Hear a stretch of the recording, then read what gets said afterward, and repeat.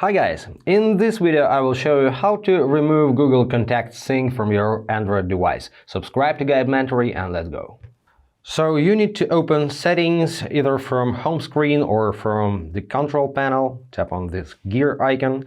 Now you need to find Google Services section, this one. Tap on Manage Backup.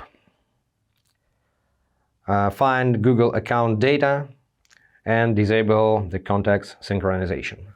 Also, you can do this from Google Contacts application, so open the app, switch to the Organize tab, and tap on Google Contacts Sync settings, and disable synchronization, turn it off.